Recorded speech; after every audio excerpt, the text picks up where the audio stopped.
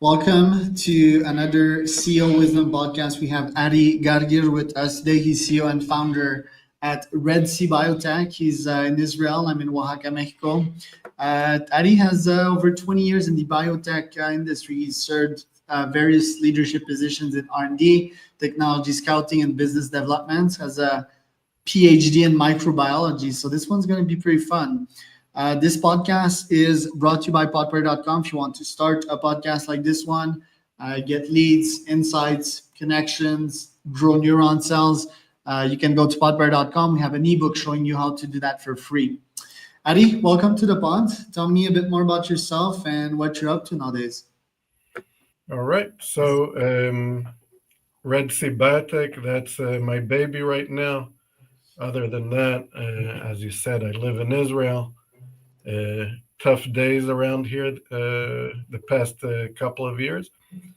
You said my background is science, but mostly I was in the industry. And what I'm most interested is bringing products and mostly products with a lot of impact to the market. And what we're doing in RedC Biotech is developing a process to manufacture universal and donor-free red blood cells for life-saving transfusions, and that's an impactful thing. Right, and you've been doing that for the last 10 years. What have brought you to the entrepreneurship world? Like, why not keep on working for big medtech or biotech companies? Yeah, well, a lot of the roots of this are from my bachelor's studies. First of all, the interest in doing something in a global scale came from learning biotechnology and learning of the impact of biotechnology on humanity. And what really tickled me was that to do really big things not up big only in money, but big in size, bioreactors and things that have a big effect. On the other hand, I got interested in blood about the same time when I had a paragliding accident. And I crashed. I was a terrible pilot. I crashed. I didn't break any bones, but I hit a big rock with my chest. My lungs blew up. And I found myself flying on a helicopter, getting a blood transfusion. I had lung injury, and I had blood taken out of my lungs, and I got a blood transfusion that saved my life. That was back in 1989, the beginning days of HIV, and I was really scared. I woke up in the helicopter, and I grabbed the doctor, and I asked him, "Was this blood transfusion checked?" And he said, "Yeah, don't worry." And I passed out and woke up back in the hospital. However, it sparkled an interest in the challenges of blood and blood supply, and it took me many years afterwards until when I was still a professional already in development of products, brought already dozens of products to the market in different areas. And suddenly I met a technology that allows to take stem cells and differentiate them, grow them in great mass, and differentiate them into red blood cells. And at that point, I suddenly had the eureka that we could solve with this kind of a technology the supply of red blood cells. And it will have many advantages because it will be produced in a controlled environment, very clean, one blood type that will fit everybody. And the most important thing is that you will not need donors anymore. Be free of donors. And even though they're really good and altruistic people, they don't always come to donate. And you have shortages every once in a while. This is in high income countries. In low income countries, there are usually constant shortages And these countries, these regions, supply less than a quarter, and less than a quarter of the blood that they need in order to maintain good health in the people. And it's a real thing to get a blood supply, a safe and constant blood supply. Where humanity is supplying maybe half of the blood that it really needs in order to save every life on Earth. I love that. That's incredible. Can you rewind on the process of the stem cells to actually create that? That is fascinating to me. And how can you scale that at a low cost as a company? Right. So stem cells are very special type of cells. These cells have two main important characteristics. The first is that they could differentiate. They could turn into almost any cell that we have in our body. For example, the ultimate stem cell is a fertilized egg. Okay, a fertilized egg will turn to a human Yes. with all of the cell types that it has. If it's skin, hair, muscle, neuron, intestines, anything you say, and of course red blood cells. So every cell in our body has every stem cell has the potential to turn into every type of cell in our body. The other important thing about stem cells is that they could expand. They proliferate indefinitely. Okay, they could, as long as a man lives. If a person will live to the age of 120, his stem cells will continue producing skin cells and red blood cells until he's 120. So these cells will work forever. What happens is that these stem cells can be directed to turn to every cell if you know the chemical path. And what we could do in the lab, in the lab, is take stem cells from different sources and use different chemical cues, and in the end differentiate and turn them into our target product. In our case, red blood cells. That's what we're doing, and the process that we're doing will allow us to take these stem cells and turning them into red blood cells. However, you asked about scale. This is the key of the thing. There are many labs, academic labs, many also commercial labs that attempted to make red blood cells from stem cells. Um, However, these attempts never left the lab because of cost. And cost is directly implied by scale. So the main thing is breaking the scale, the vicious circle of scale. And when you produce things at scale, it's called economy of scale. When you break this cycle of scale, the cost per cell decreases, the cost of processing, the cost of testing goes down per batch, and the bigger the batch will be, the less the cost will be. And of course, on the other hand, the cost of raw materials also decreases exponentially as you grow in scale. If you take these two factors, put them together, your cost of cells goes down and the cost of raw materials goes down. In the end, you can reach a cost target that will compete with the cost of donated blood, which is our main, you could say, our main competitor. We have to reach a point where, of course, the blood has to be efficacious, it has to be safe, but it also has to be at a cost where the blood donation agencies, the Red Cross, the Red Crescent, the Magen David Adom, whoever it may be, they have to say it's still more cost effective for us to replace the donors with all of their problems and take your blood instead. Right. How do you make it also available for all blood types? Like, at what process is going on here for make it like a neutral, quote unquote? Right. So blood is complex.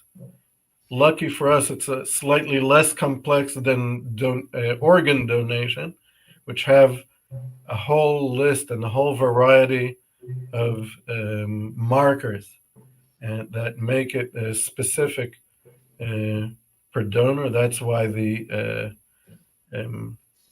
making an organ compatible with the person, with the recipient, is very difficult. Luckily, with blood, it's much easier. And you know that it's relatively simple. You have the ABO groups, which make the blood type A, B, AB, and O. And you have the RHD antigen, which gives the positive and negative. And that will consist of the compatibility for most people. Okay, there are more nuances in there. If you look at it medically, and if you look at it on the industrial level. However, we could say, just for the sake of being more simple here, that a universal blood type would be O negative, because O negative can be given to almost every person without the need for testing. Okay, when a person suffers from trauma, let's say in a car accident, and requires a blood transfusion, usually that person will get an O negative blood type that will fit without testing. There's also nuances between men and women. Men are more tolerant to O positive blood. That's a long story on its own and interesting too. But you could, for the sake of our discussion, O negative would be universal blood. So how can we manufacture red blood cells that will all be O negative? We need to grow them from a cell line of stem cells that has been taken from a donor which is O negative.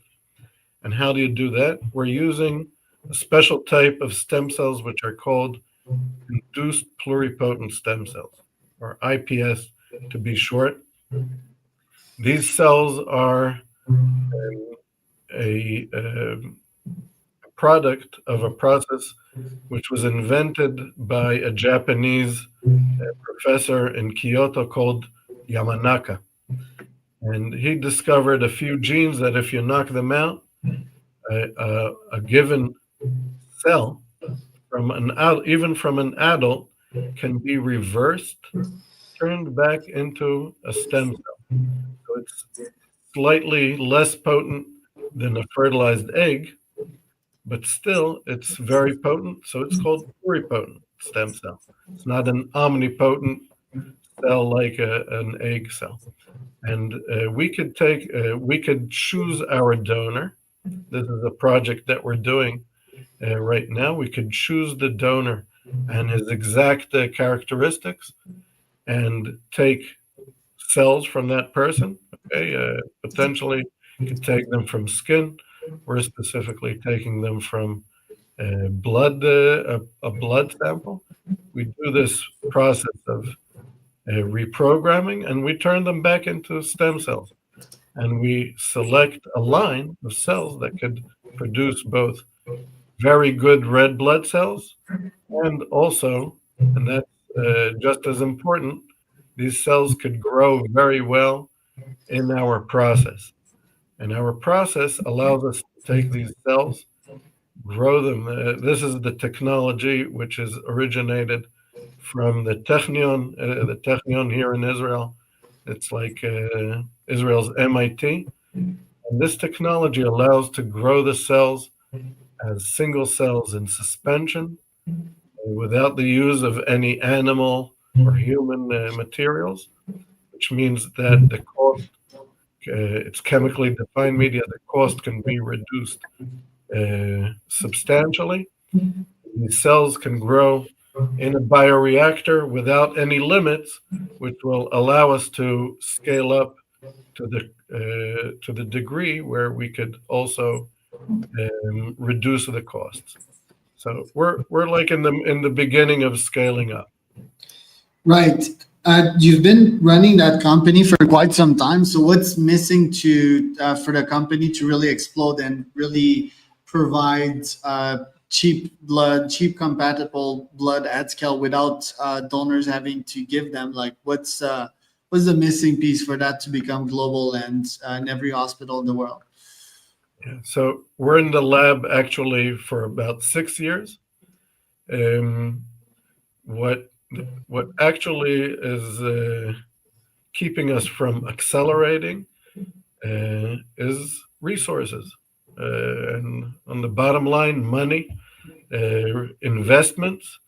Um, Companies that are at the point where they're still developing, they're before preclinical testing, are harder to get investments in. In the biotech area, specifically in medical, companies that or investors like to see preclinical data. We're not there yet. The kind of investors that we need are investors that can both see the great impact, the great economic potential, but also understand that technology, a basic and very deep technology like this, takes its time to develop. Right. And are you planning to raise some capital this year? What are your top goals? Yeah, we're looking for investments, actually for a large investment that will take us a year and a half to 2 years ahead towards preclinical readiness. And any other objectives as a startup? Are you still like in the lab? Do you still have funding for this? And also, where do you look for capital? Is it in Israel, or do you also look for other countries or other VCs in other countries to help you? Looking everywhere for capital. We're not stuck here in Israel. All of the research is done here in Israel. But eventually, also, when one day we'll reach production, it will be also in other regions. But at this point, we're looking for funding wherever it may come. That's it. Right. And do you feel your technology could help, people that are victims of war in Israel? Because I studied the phenomenon, and most people die because they run out of blood on the battlefield. So have you explored these possibilities and even partnering with the Israeli Defense Forces? So the answer is yes, as much as I can talk about it. And of course, one of the major applications of a packed red blood cell is to help a person which suffers blood loss. In general, packed red blood cells are used in almost every department in the hospital. Okay, when you think about people injured in the battlefield, it's perhaps the most heroic, and that's where your thought goes first. But blood is used in every department in the hospital, and all of the time, people that suffer from regular trauma and injuries at home, car accidents, but also surgery. People get blood transfusions because you lose blood in surgery. You won't believe the numbers of women requiring blood at childbirth, and you won't believe the numbers of newborns that require blood right after they're born because they suffer from anemia. The numbers are about 200,000 women that die every year from blood loss in postpartum hemorrhages. And if they had the blood available, their lives could have been saved. But of course, also people that suffer from anemia from different reasons, like sickle cell disease, thalassemia. You could be anemic because of food malnourishment. Could be anemic from different diseases that you have, and of course, cancer. In high-income countries, cancer patients require about a quarter of the blood that is donated. That's an immense amount that goes to cancer patients. So, um, um, general or national emergencies, just for example, like we had here back in the 7th of October, there was a big peak in the need for blood. But usually the blood donation agencies know how to compensate and supply the blood pretty quickly. The shortages that occur over time, because as the donors are the weak part of the supply. If there's bad weather, holidays, pandemic, the donors won't come to donate blood, and blood donation agencies run into shortages. So that's something that happens quite occasionally everywhere. Right. What would be the cost to build a full operational facility, and where would the core of the cost be? Would it be in the actual machines, and is are these machines like already built and existing out there? Do you actually modify them to fit your needs? Give us a bit more overview there. Yeah. So we're depending on use of cultivation tools that are readily available. We don't have the resources also to develop our cultivation tools. Bioreactors, you could buy bioreactors from many companies around the world, and the major costs are building a facility that can maintain the conditions required to grow the blood. The bioreactor is not the only piece of equipment that's required.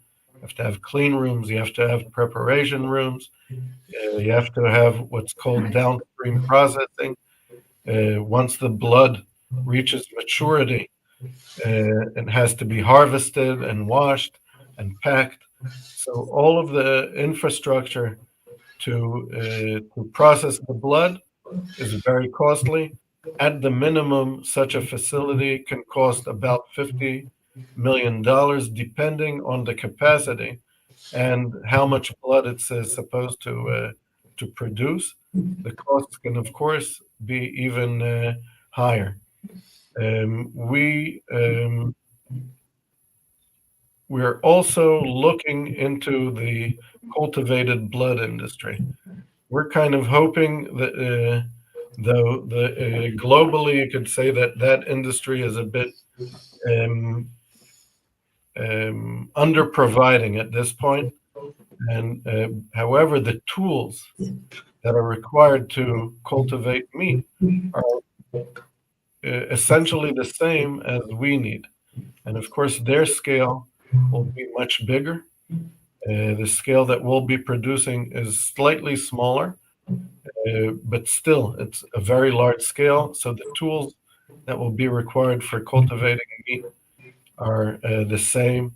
The bioreactors, the growth media are similar, not the same, because we're working with human cells. We're working with the different factors that are specific to differentiate these cells into red blood cells. However, the whole philosophy and the tools behind it are the same. Their targets are more stringent when it comes to cost. I would say that if they will have to produce a kilo of meat for maybe $5. If they don't reach that kind of a target, they won't be able to compete with slaughtered meat. If we'll be able to produce a fully tested and high quality red blood cell, a kilogram of red blood cells for $500 will still be very, uh, profitable, Huh. because a blood unit today, the average cost of a blood unit is about $200, which Whoa. means, and our target is to reach about $50 per blood unit. That cost can be achieved when you're manufacturing at very large scale, when we're able to produce at hundreds of thousands of blood units. But that, of course, is only a fraction of what is really needed. So we believe that that target is obtainable. And when we reach those kind of scales, we'll be able to reach that cost and be able to replace the need for human donors and volunteer donors. It's super interesting. Ari, thank you so much for being on today. Where can people find out more about you? Well, we have a website. Just look up redcbiotech.com. Red C, not as C as ocean, but C as in Charlie, all in one word, redcbiotech.com. And you could learn more from us. And if want to contact me, we have you could reach us through there, and also LinkedIn and personally to me. So that was Ari